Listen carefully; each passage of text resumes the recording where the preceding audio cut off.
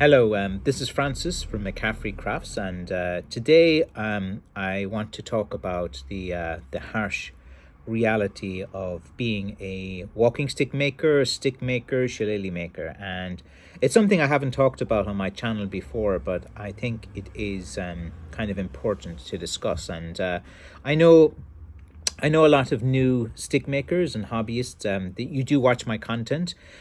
You see what I'm doing. You see me being very fun and jovial, and do the live streams. You have some banter, but there are some home truths that you guys need to know about the walking stick industry, and about what it's going to do to yourself, to your body, to your mental health as well. And I think that's quite important to discuss. And I hate making this type of video, especially if you have a lot of enthusiasm and you want to get into walking stick making, you want to get into working with wood, to wood crafts, anyone who wants to go in this direction. But this video is specifically for the guys that have aspirations of doing this full time, or of going into it, and you watch my channel, you think it's quite interesting, and maybe you just kind of see one side of it that I'm portraying. Remember that on my channel, I am selling the sticks. I'm promoting them. I'm promoting Irish culture, Irish heritage. Own an Irish stick. Own a stick that's grown in Ireland as well. But that is the end product. That is the result of a lot of hard work, a lot of pain, a lot of tears, a lot of injury, a lot of blood, sweat, and poured as well. And today I'm going to talk about that, the harsh reality of being a stick maker, and it's to do with the pain, the suffering, the blood that is involved, that you do have to spill.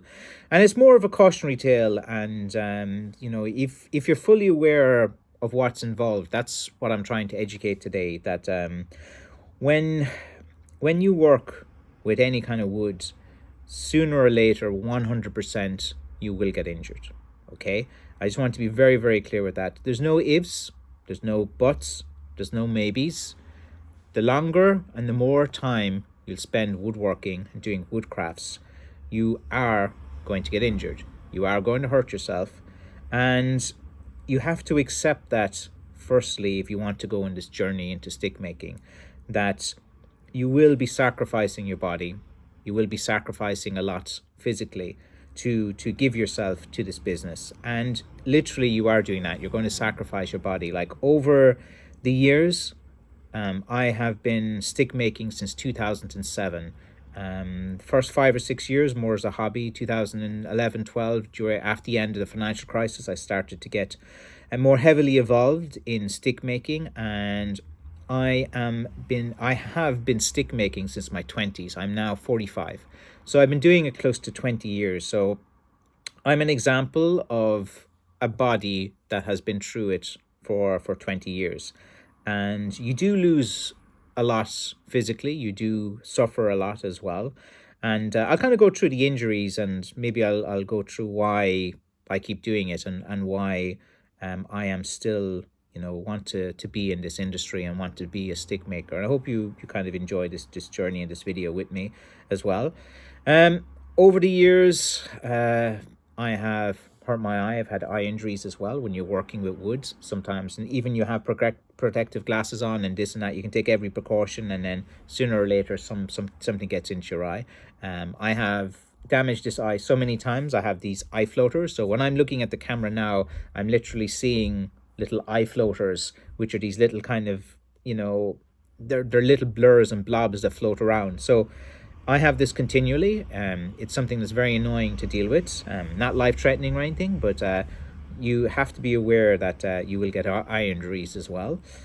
If you think of your tendons in your arm like an elastic band, and imagine you're doing this to an elastic band for years and years and years and years and years, your tendons will become frayed, they will become inflared. It's just through wear and tear. So if you're constantly sanding, if you're constantly cutting, if you're constantly, look at this, I even feel it now as well. Look, I'm constantly going, I'm sawing, I'm sanding, I'm cutting as well. Shoulder injuries you will get. 100% of you guys that are going to do this for a prolonged process, you will get shoulder injuries. The worst of them is a rotary cuff injury. When you have something like this and it tears and it snaps, it doesn't grow back. It doesn't rejuvenate. If you get a rotary cuff injury, it's an operation. You're going to be out for 8 to 9 months. I'm fully aware of the injuries that are involved, and this is, again, remember, my full-time craft, McCaffrey Crafts Limited as well. So if you are venturing to be a full-time walking stick maker, you have to plan for when you will get injured and plan for about a 6-month period. So you need about a 6-month period of stock you need at hand, or you need someone that can make the sticks for you or help you during that process, because sooner or later you will get injuries. You'll get things like bicep tendonitis, which is an inflammation of the bicep, which goes all the way down here.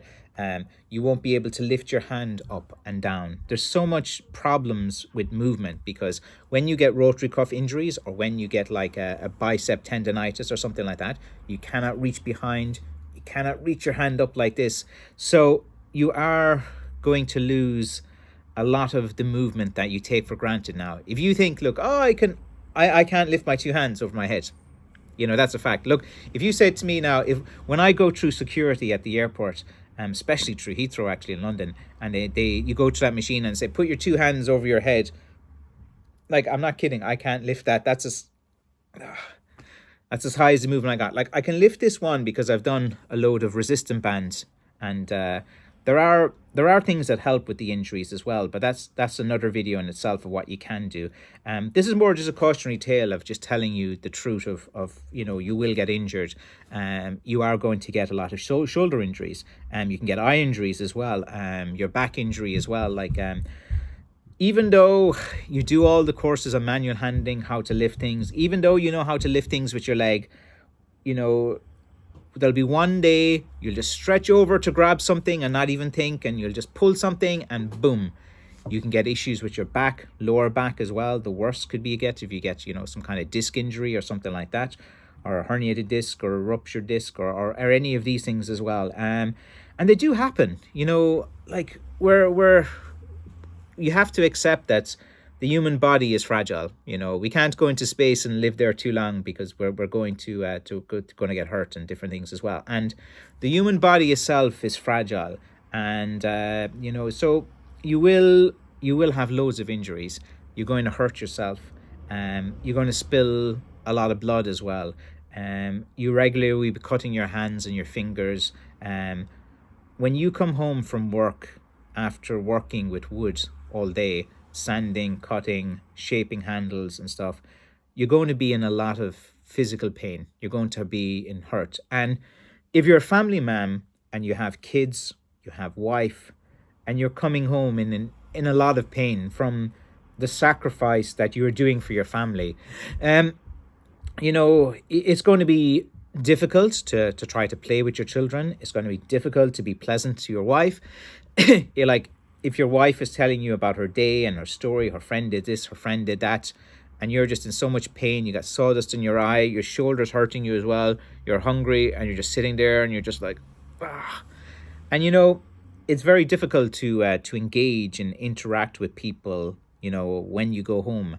And it takes a lot of time and effort to do this. And, your family just see you at the end of the day. Like, they don't understand your journey at all, and a lot of people don't understand it, and you don't expect them to understand it. Don't expect any sympathy as well. Like, I'm telling you this story as a cautionary tale.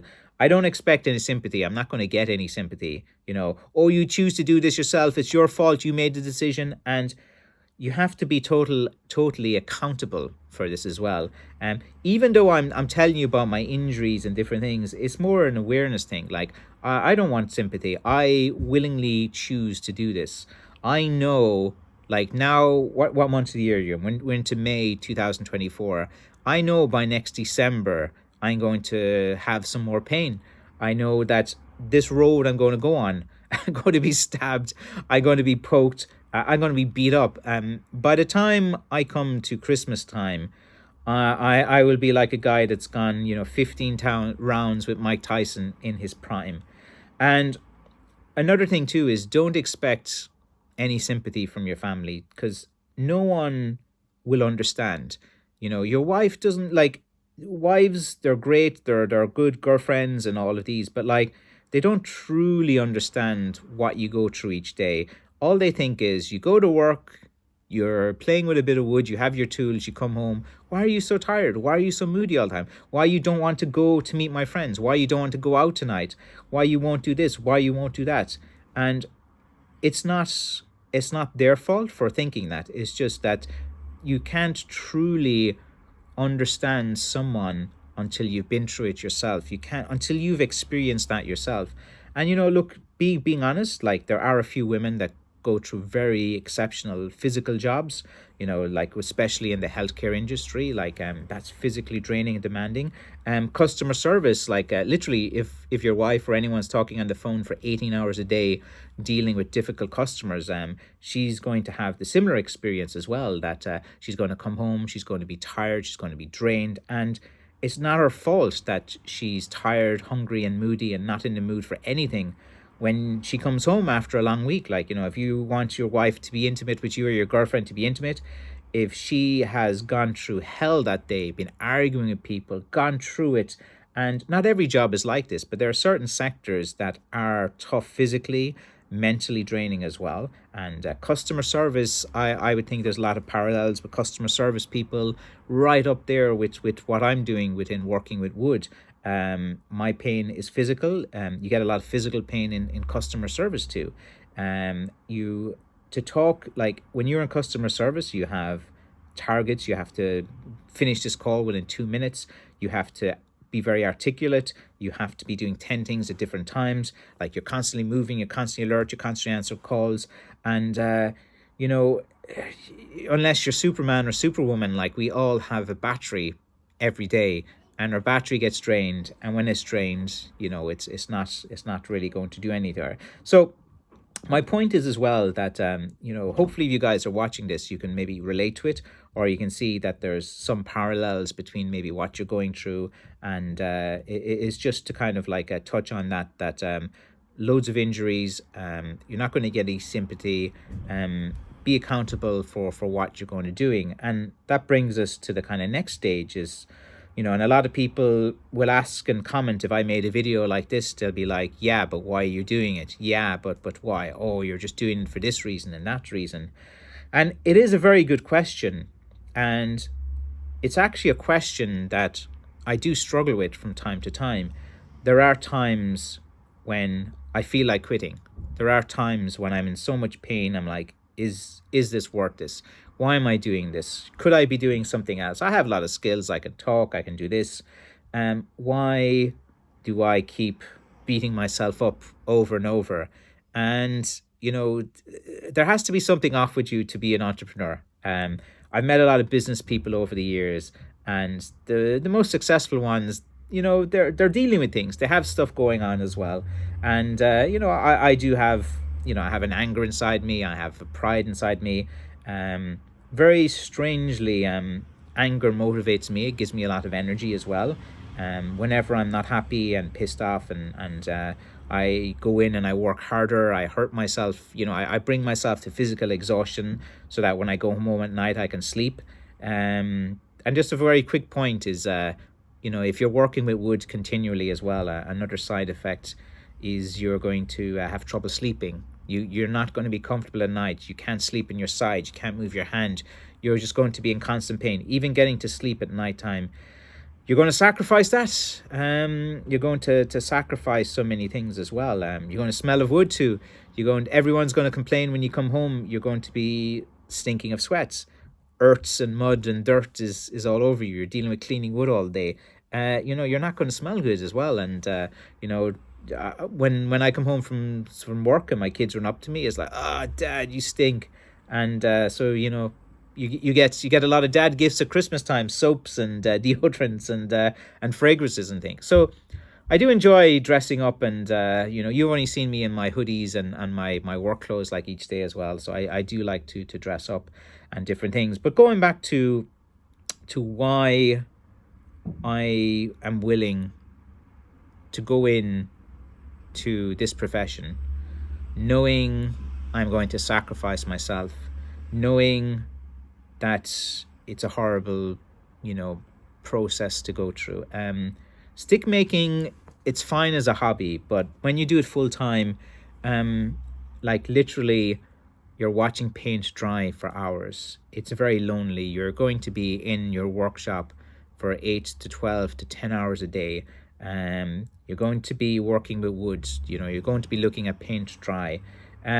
So you know, it's not the most glamorous job in the world, and for that, like, you know, there's a reason why not many people are doing stick making. Look, I make good money at this because I work harder than anyone else. I'm very consistent. Okay, I put out my content consistently. I make my sticks consistently. I speak to people consistently. I make my phone calls every day. I do the bread and butter tasks every day for years, and that's where I have become successful. Like, you can't become successful in 2 years doing this. Remember, I'm doing this since 2007. I have built up a network of people who have bought my products, have referred my products as well. I am at a level where I have put in the work for nearly 20 years now. I can call myself an expert. I can say that I am an authority to speak on this topic. I'm an authority to speak on stick making. I'm an authority to speak on Irish heritage crafts. I'm an authority to speak on a lot of these different things because I've been through it, and there's a lot of younger craft people that don't understand. And everyone in life wants everything to be very easy and to come easily. Like, everyone messages me all the time. Tell me all your secrets, what finish you use, what you do. Tell me all of these things. Tell me how I can take all these shortcuts to get to where you at your level. And I simply say no. I said you have to go through your own journey. If you ever want my respect as a fellow stick maker, I need to see you go through it. You know, I need to see the pain, because I feel, you know, I have gone through this pain and sacrifice, and this is just my own personal thing. And if everyone wants it easy and they just want the money and this and that, I'm like, you know, for the amount that I've sacrificed, you know, for the amount of pain, I can't sleep at night. I'm in pain constantly as well. And, you know, you get used to the pain. You get comfortable with the pain. It becomes a part of you, the pain. And you do get, like, as I was saying, some days you just really don't want to work and you just don't want to do anything at all. And like, why do I do it? And, you know, I'm a family man. I think that a man's role in society and in his household is to be a leader. And I look at my kids and my son, and I feel a strong sense of pride. I want my sons to look at me, and my daughter as well, and to see that, damn, dad did that. He went through that. It'll take them years to really fully understand. Like, the kids don't understand now, but when they're in their 30s, 40s, 50s, or when you're gone, they're going to be like, you know, dad went through all of that for us. And, you know, I do a lot of this for my family, for my legacy. My dad's 75 now. He's not going to be around forever. He was a stick maker. My grandfather was involved in crafts as well. You know about my family history in stick making, and been featured in several books in the 80s as well, which I've done a video on as well. So for me, there's a lot of family pride in this. I feel a sense of responsibility to bring, you know, the McCaffrey name to another level. For me, I'm doing this more for legacy now. I get out of bed each day thinking that I want the McCaffrey name and the McCaffrey brand to be associated with this Irish heritage craft of shillelagh making for years. I want 100 years from now to people to be watching the 1,100 videos I put on YouTube and all my online content and understanding a different time. You know, I'm documenting all of this for the future as well. Like, I know you might think I'm just doing this for sales and different videos and different things as well, but like, honestly, it's to do with legacy. I genuinely care about my family name, my family pride, and setting an example for my kids. And I don't want to, even though I feel like it, even though I know there's pain involved, I think at this stage now, I don't want them to ever see me quitting. I don't want them to think that their dad is a coward, that a dad gave up because something was painful, and because the journey was going to be tough and full with difficulties, that he gave up and turned back. And this is just me and my personal reasons. Like everyone within crafts, they have their own personal reasons to go on their craft journey as well. And for me, I take great inspiration in that. When I'm not happy with my life, not happy with going on in the world, not happy with all of these different things around me, I have this energy. And if you are a very angry person and you're really pissed off and you're spending all day online arguing with people and giving out to people, you're putting all of your energy and life force to arguing with other people who are not happy. And it's just this vicious circle of everyone who's not happy, just arguing, trying to get the upper hand as well. Now, I challenge you guys who are like this, and I know some of you are, to put that energy into something useful, be useful for society. Look, I make walking aids to help people who need them. There's many people who have had surgeries and need them.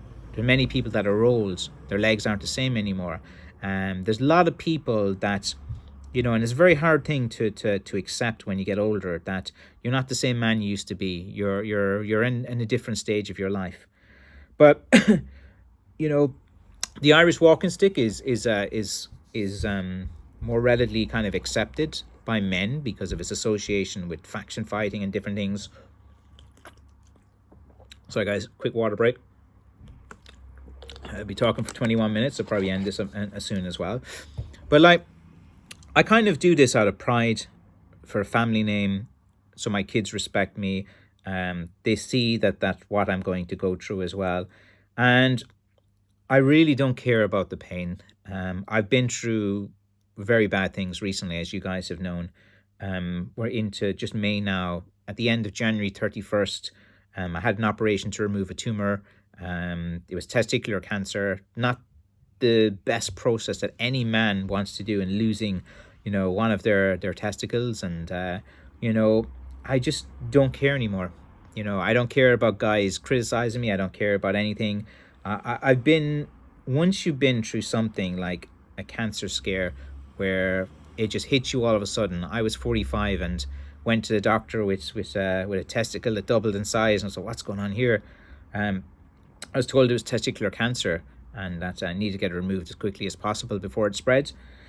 And you know, after going through that, I don't care about pain anymore. I cut my hand, I'm going to hurt my shoulder. I just don't care. I just want to keep going with every morsel of strength and ounce that I have as a human to complete my mission. I'm very mission orientated of how I operate. My mission is to really make a legacy, create McCaffrey Crafts Limited, have my sons take over it as well. My 15-year-old, he's definitely going to. We've had the talk. He accepts it. He accepts. I've said this talk, the same talk I'm having to you guys. I pretty much talked to him. I told him about the pain involved in life. I told him his life's not going to be easy.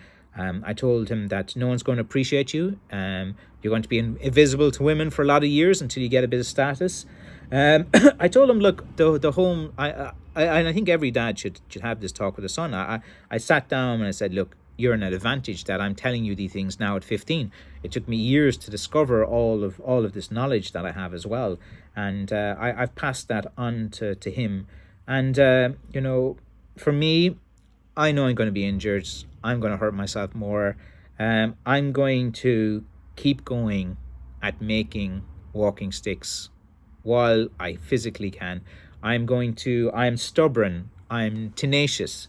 I'm angry. I've had these. I use the mean comments and the trolls to help me a lot. It really motivates me. Like, whenever, like, there's guys, you know, I shouldn't focus on, I shouldn't give them attention, but there's guys that are persistent. There's literally guys that have set up groups online, 15 to 20 guys, and they just constantly, you know, say things that are defamatory about my business. They call me unscrupulous businessman, and you know, they're so low level. You know, I don't compete with them in any level, and they're so small time, but they have this voice that's persistent. And whenever I'm feeling like a bit unmotivated or anything, I kind of like I actually save and log a lot of all the screenshots and every one of these comments.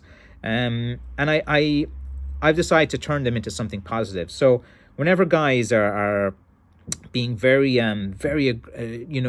cruel and aggressive to me and saying different things, like I've had like I haven't even talked about it because I don't really care, it doesn't bother me, but I've had guys like, when I said I had the cancer thing, there were some guys that were quite happy that I was getting what I deserved and different things as well. But like, what's the point of like going back and all of this? Like, if a guy is happy that you've got diagnosed with cancer, like who is truly suffering, really? Like, is it me or is it that person? And I think to me it's quite obvious it's that person.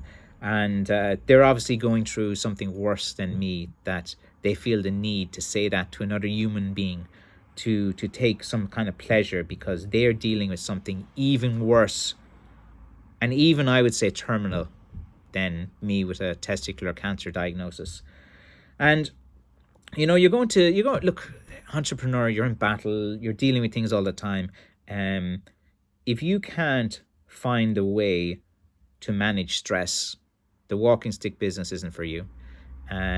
You're going to be dealing with things every 2 months. Something happens where you think your business is going to go under. There's things that there's all these black swan events that keep happening that you can't predict as well. I've had, I've tried to expand my business. I had an investor who was coming in, and they were completely just time wasters. They had no money. They just wanted my attention.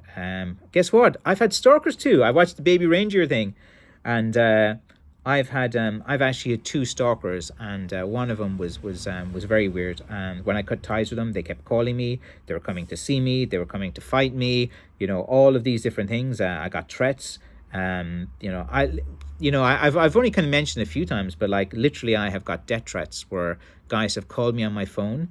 They have said to me they're going to do this to my children. They're going to be that. So I'm this person. They know where I live. They saw my light on. They're standing outside. Like, it's so weird that, and like the thing is, you might think that, that bothers me and different things, but like, these guys are cowards. And even I was in that situation one day where I had to deal with something like that. I would readily stand up and not be a coward, and whatever happens, so be it. If that's the end of my story, that would be the end of my story. And I just, I've been through so much. To me, it was worse going through the cancer thing than some crazy stalker guy who wants to fight me, and if he wants to beat me to a pulp, bring it. I'm used to the pain. I've been hurt so many times now. I cut my hand so many times. Sometimes I don't even notice it. I come home, sometimes my hand is like literally dripping of blood. I haven't even noticed I've cut myself. I've been through it, and so I've kind of given you guys, over 30 minutes now, a little behind the scenes of what it is in terms of being a blackthorn stick maker in 2024. I can go into these in way more depth in more videos if you guys want to do it as well. I've experienced it all. I've had death threats. I've had this. I've had that. I've had injuries.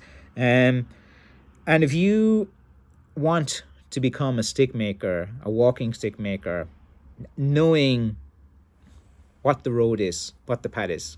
I've told you guys. You guys are always asking me for advice. This is it. I've told you guys literally, it's not going to be an easy road. It's not going to be fun. It's not easy. Not everyone can make money doing this. People have to connect with your product, your brand. Like, people have to like your product. People have to come back and do it again. And, I have this reputation of shipping quickly, of excellent customer service, of dealing with problems fast. Very high quality sticks as well. I make rustic sticks. I'm not making your museum pieces or your display pieces. I'm making rustic walking sticks which you can use and useful to society. And guys, if you still want to be a stick maker after me telling you all of this, you actually probably will earn my respect. And just like, reach out to me if you want to be friends, if you're a crafter, and connect to me on my social media and stuff. I'm happy to follow your journey as well. don't expect to instantly get my respect and be annoyed if I don't give you respect. Once you earn my respect, that's when you know you're doing something right. I'll leave it like that now. A nice 30-minute video, and I genuinely hope you've made it to the end. I hope you find some value in this as well, and please share this video, copy the link, share it on your social media. If you think this is going to be valuable to someone who is involved in wood, is involved in crafts, who wants to go on some journey themselves, and if you're willing to find a reason and find a way to succeed. But the path to success is never a straight line. It's up and down. It's constant battles as well. And I'm going to sign off there. If you want to know about me, search for McCaffrey Crafts online. I'm on TikTok, I'm on Facebook, I'm on everywhere, Pinterest, YouTube, of course, and Instagram. I'm pretty active on these days now as well. You can search me on Instagram, my full name, Francis McCaffrey. And thanks, guys. I hope you appreciate this video. Bye-bye.